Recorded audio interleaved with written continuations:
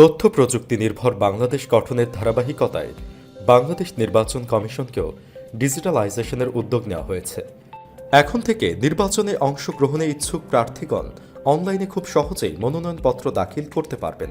এজন্য একজন প্রার্থীকে প্রথমে www.ecs.gov.bd সাইটে প্রবেশ করে অনলাইনে মনোনয়নপত্র দাখিল বাটন ক্লিক করে ONSS এর পেজে যেতে হবে, অথবা সরাসরি onss.ecs.gov.bd পেজে যেতে হবে। উক্ত পেজ থেকে রেজিস্ট্রেশন প্রক্রিয়া সম্পন্ন করতে হবে। উল্লেখ্য, প্রদত্ত নির্দেশিকা ভালোভাবে পড়ে নিতে হবে এবং প্রয়োজনীয় ডকুমেন্টস সংগ্রহ করে হাতে যথেষ্ট সময় নিয়ে ফর্মসমূহ পূরণ সংক্রান্ত কাজ শুরু করতে হবে। প্রার্থী তার হলফনামা প্রস্তুত করে স্ট্যাম্প পেপারে প্রিন্ট করে যথাযথ স্থানে ম্যাজিস্ট্রেট বা নোটারি পাবলিকের স্বাক্ষর দিয়ে স্ক্যান করে নিতে পারেন, যা পরবর্তীতে ফর্মে হলফনামা সংযুক্তি অংশে এসে আপলোড করতে পারেন, অথবা ফর্মের হলফনামা অংশে এসে পূরণপূর্বক ডাউনলোড করে উক্ত স্বাক্ষর নিয়ে আপলোড করতে পারেন। রেজিস্ট্রেশন সম্পন্ন করতে রেজিস্ট্রেশন বাটনে ক্লিক করার পর নির্বাচনের ধরন, নির্বাচনের নাম, পদ, বিভাগ, জেলা, নির্বাচনী আসন, জন্ম তারিখ, NID নম্বর, মোবাইল নম্বর ও ইমেল যথাযথভাবে প্রদানের পর রেজিস্ট্রেশন করুন বাটনে ক্লিক করতে হবে। এ পর্যায়ে আবেদনকারীর চেহারা যাচাই করার জন্য একটি পপ আপ আসবে। এখানে ছবি তুলুন বাটনে ক্লিক করে প্রার্থীর ছবি তোলার পর যাচাই করুন বাটনে ক্লিক করে প্রার্থীর ছবি যাচাই করে নিতে হবে। সাইটে লগ ইনের জন্য প্রার্থীর দেওয়া মোবাইল নম্বরে ইউজার আইডি ও পাসওয়ার্ড প্রেরণ করা হবে। সেই ইউজার আইডি ও পাসওয়ার্ড দিয়ে লগ ইনের পর প্রার্থীকে নতুন পাসওয়ার্ড দিয়ে পূর্বের পাসওয়ার্ডটি পরিবর্তন করে নিতে হবে। পাসওয়ার্ড পরিবর্তন করে হোম পেজে আসার পর এখান থেকে প্রার্থী তার মনোনয়নপত্রের অবস্থা সম্পর্কে জানতে পারবে। নতুন মনোনয়নপত্র জমা দেওয়ার প্রক্রিয়া শুরু করার জন্য প্রার্থীর মনোনয়নপত্র বাটনে ক্লিক করতে হবে। এখানে প্রথমত প্রার্থীর পক্ষে একজন প্রস্তাবকারীর NID নম্বর ও প্রয়োজনীয় তথ্য দিয়ে নিচের সম্মতি ঘোষণাতে টিক চিহ্ন দিতে হবে। এরপর পরবর্তী বাটনে ক্লিক করে প্রস্তাবকারীর ছবি যাচাইপূর্বক মনোনয়নপত্রের দ্বিতীয় অংশে যেতে হবে। এ পর্যায়ে প্রার্থীর পক্ষে একজন সমর্থনকারীকে তার NID ও প্রয়োজনীয় তথ্য দিয়ে ফর্ম পূরণের পর নিচের সম্মতি ঘোষণাতে টিক চিহ্ন দিতে হবে। এরপর পরবর্তী বাটনে ক্লিক করে সমর্থনকারীর ছবি যাচাইপূর্বক মনোনয়নপত্রের তৃতীয় অংশে আসতে হবে।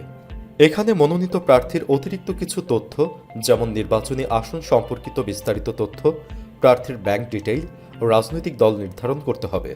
প্রার্থী যদি কোনো রাজনৈতিক দলের পক্ষে না দাঁড়িয়ে স্বতন্ত্রভাবে নির্বাচন করে, সেক্ষেত্রে পরবর্তী বাটনে ক্লিক করে পরের ধাপে অতিরিক্ত আরও কিছু তথ্য দিয়ে সংরক্ষণ ও পরবর্তী বাটনে ক্লিক করে প্রার্থীর ব্যক্তিগত তথ্যাদি পেজে যেতে হবে।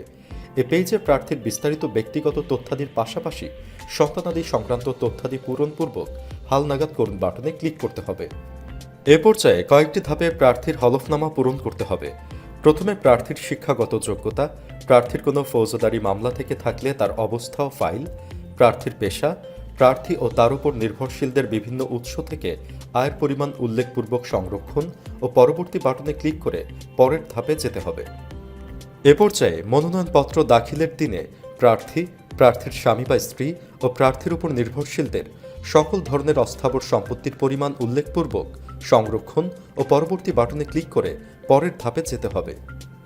এ ধাপে প্রার্থী, প্রার্থীর স্বামী বা স্ত্রী ও প্রার্থীর উপর নির্ভরশীলদের সকল ধরনের স্থাবর সম্পত্তির পরিমাণ উল্লেখপূর্বক সংরক্ষণ ও পরবর্তী বাটনে ক্লিক করে পরের ধাপে যেতে হবে। এ পর্যায়ে প্রার্থীর আরও কোনো দায় থেকে থাকলে তার বর্ণনা, পরিমাণ ও প্রয়োজনীয় ফাইল আপলোড করতে হবে। এরপর প্রয়োজনীয় ঘোষণাগুলো পড়ে টিক চিহ্ন দিতে হবে।